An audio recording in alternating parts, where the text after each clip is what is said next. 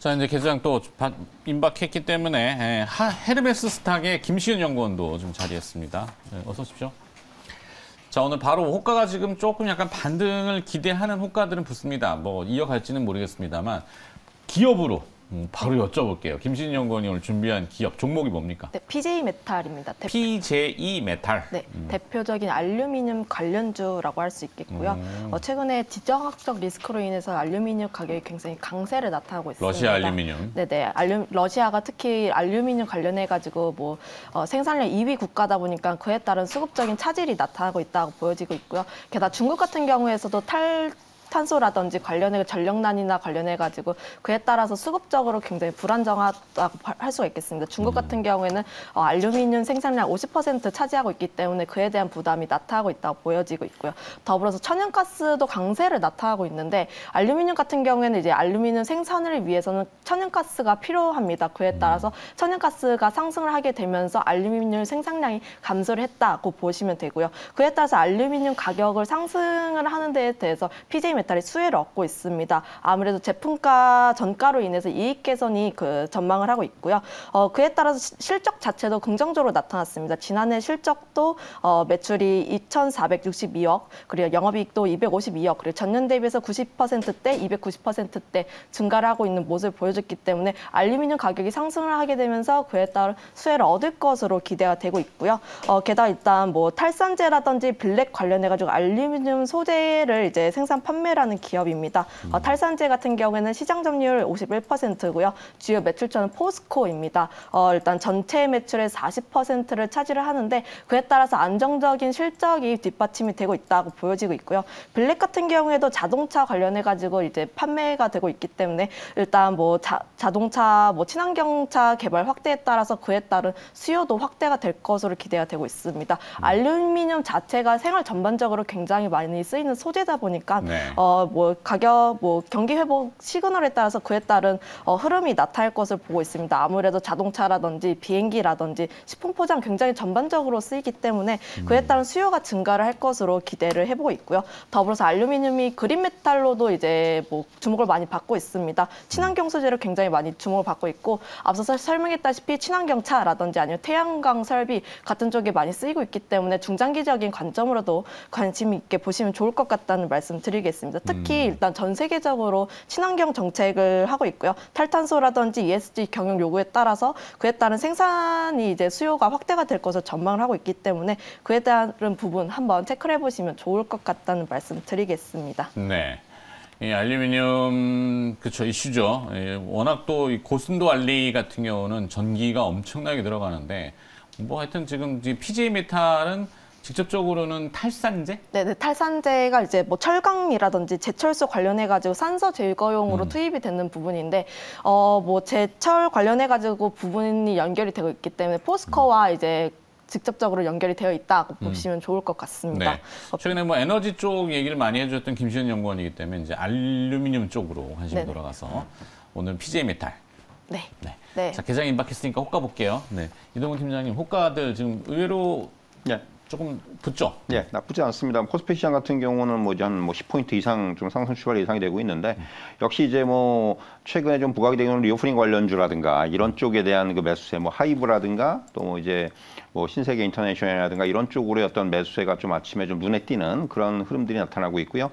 대형주들도 오늘 전반적으로 이제 반등의 어떤 출발이 좀 예상이 되고 있습니다. 이제 뭐 말씀드린 대로 뭐 이제 어제 우리가 좀 선반영한 부분이라든가 그리고 이제 간밤에 유럽 증시도 뉴욕 증시가 우리가 예상했던 것보다는 시장의 어떤 흐름이 그렇게까지 많이 빠지지 않았다는 부분들에 대한 좀 안도감이 아마 시장에 작용하는 것으로 보여지고요.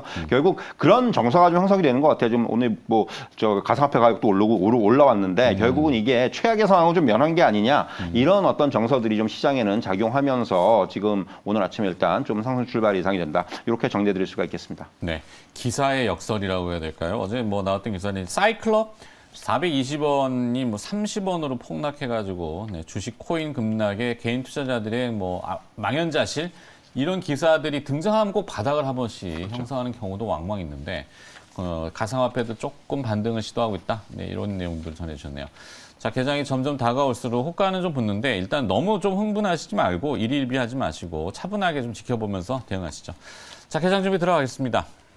자, 그럼 전략을 좀 잡아야 될 것 같은데 김신희 연구원의 전략 뭘로 볼까요? 오늘은 다행히 시장이 반등을 하고 있지만 여태까지는 뭐 우리 증시에 비가 많이 내렸습니다. 비? 네, 뭐 네. 비가 많이 내렸기 때문에 뭐 비를 피하기 위해서 해야 하는 행동이 우산을 쓰거나 네. 아니면 뭐 처마 밑에 있거나라고 할 수가 있겠는데요. 그래서 제목을 소나기엔 우산을 쓰거나 처마에 있거나라고 지었는데 일단 소나기가 될지 장대비가 될지는 모르겠지만 그래도 시장에 변수가 되는 이벤트가 굉장히 많습니다. 뭐 우크라이나 사태도 그렇고 뭐 그 외로 FOMC라든지 인플레이션이라든지 굉장히 다양한 이벤트가 있기 때문에 증시 변동성이 굉장히 확대가 되고 있는 모습을 보여지고 있습니다. 일단 지정학적 리스크도 긴장이 계속적으로 고조가 되고 있는 모습 보이고 있고요. 뭐 하루 걸러서 뭐 뉴스가 계속적으로 바뀌고 있는 모습 보이다 보니까 우리 증시도 뭐 뉴스에 따라서 굉장히 출렁거리는 모습 보이고 있습니다.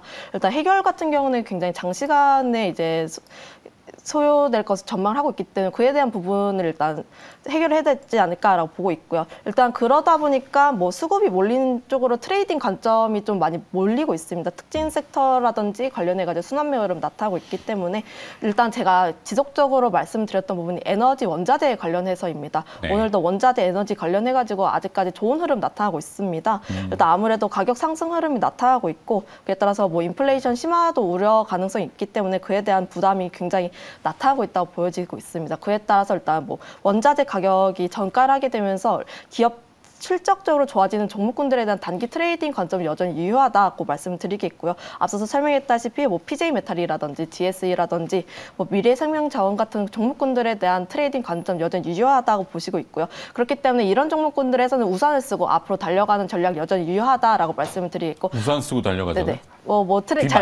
일단 비율을 그렇게 들었습니다. 네. 일단 뭐 대응이 어려우신 분들 같은 경우에는 처마 밑에서 그냥 관망하시는 편이 좋지 않을까라고 말씀드리겠습니다. 일단 전쟁이 가시화되고 나면 증시가 오르는 경우가 굉장히 많기 때문에 실적적으로 기대가 되고 있거나 아니면 뭐 리오프닝처럼 앞으로 좋아질 것이라는 기대감이 좋은 섹터들에 대한 순환매 흐름을 기대를 해보지 않는 게 좋지 않을까라고 말씀드리겠고요. 하이브를 굉장히 좋게 말씀을 드렸는데 저도 하이브 굉장히 좋게 보고 있고 네. 엔터 섹터라든지 뭐 주류 카지노 관련한 서비스나 뭐 앞으로 좋아질 곳 그런 섹터에 대한 부분들 하이브 클리오나 뭐 하이트 진로 파라다이스 같은 종목군들 관심 있게 보시면 좋을 것 같다는 말씀 드리고 금융이라든지 반도체 그리고 조선 철강 같은 턴어라운드 섹터도 다시 한번 관심 있게 뭐 중장기적인 관점으로 일단 천천히 처마 밑에서 기다려보는 것이 좋지 않을까라고 말씀드리겠습니다. 관심은 두되 조금 기다리면서 호흡을 가다듬자. 네네. 그렇겠죠? 네. 우산 쓰고 달려가자 그래가지고 깜짝 놀랐는데. 뭐 단기 트레이딩 관점으로 보자고 말씀. 뭐 모멘텀이나 이제 그런 테마들이 있잖아요. 물론 어떤 것들이 다가올지. 앞서 이제 기사 내용 중에 그러니까 러시아에 대한 제재가 미국이 가해지다 보니까 러시아는 또 사실 어찌 보면은 이 해킹의 강국입니다. 그렇죠. 그 전산 해킹 뭐 이런 우려도 있을 수 있다라고 미국이 공식적으로 얘기를 했기 때문에 그런 뭐 이슈들 한번 좀 찾아봐 주시면 좋을 것 같기도 해요. 그죠? 네. 네. 찾아달라고요.